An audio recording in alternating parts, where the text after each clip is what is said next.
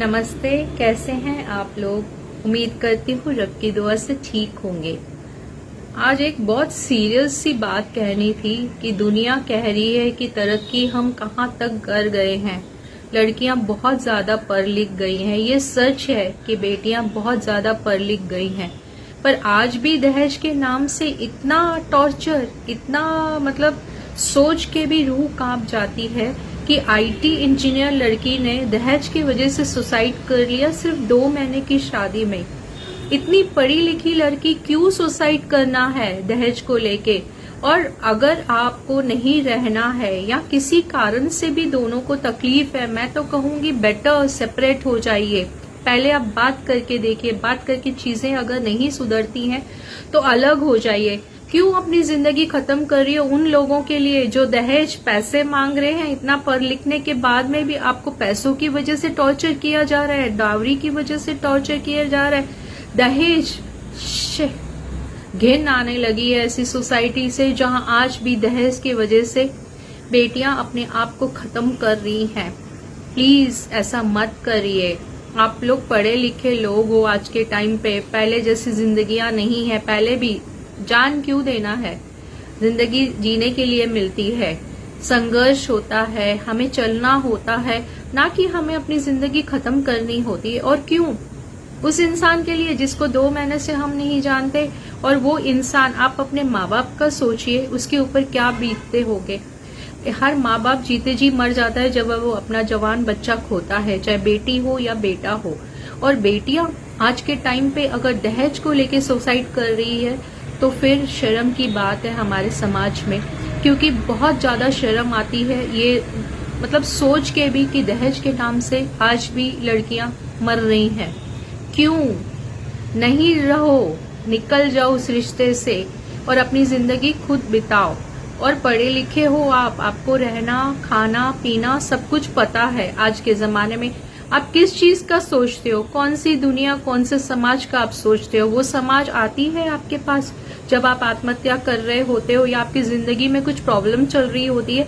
तब ये 4 लोग जो होते हैं ना, कोई नहीं आता, किसी भी प्रॉब्लम में कोई नहीं आता।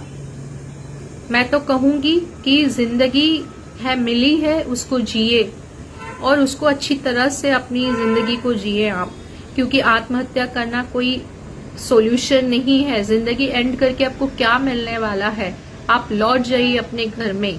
अगर आपको आपके घर वाले नहीं समझते हैं तो आप अपना अकेला जीना शुरू कीजिए।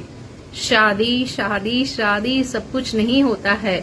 और आप इंजीनियर लड़की अगर आत्महत्या कर रही है तो इट्स रियली वेरी बैड। उस दिन मैंने जब ये न्यूज देखा तो मेरे खुद की रूह कांप गई कि इतनी पढ़ी लिखी लड़की को आज 2 महीने में आत्महत्या करने जैसा स्टेप लेना पड़ा है। क्यों आखिर? और वाई, किन के लिए? दुनिया के लिए कि मैं नहीं रहूंगी तो मेरे पापा को तकलीफ नहीं रहेगी। आप अब सोचिए कि आपके पापा को कितनी तकलीफ हो रही होगी, आपके मम्मी को कितनी तकलीफ हो रही है। वो तो जीते जी मर गए ना, कैसे जिएंगे आपके बिना। सो प्लीज इस स्टेप को लेने से पहले मैं तो आज के यंगस्टर्स सबको कहूंगी कि रीजन कुछ भी हो, आप सुसाइड का मत सोचिए। Suicide is not the end, उससे कुछ नहीं होने वाला है। पता है, मैं तो कहती हूँ बुज़दिल होते हैं जो लोग आत्महत्या करने का सोचते हैं। जिंदगी जिए, अपनी जिंदगी को आप भरपूर जिए।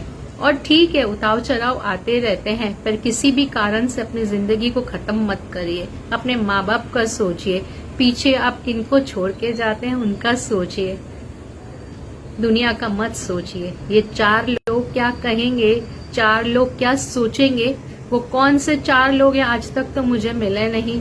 और जिस दिन मिलेंगे उस दिन तो मैं उनको छोड़ूंगी नहीं। इनको आज आप हो, कल कोई और होगा कहने के लिए, सुनने के लिए।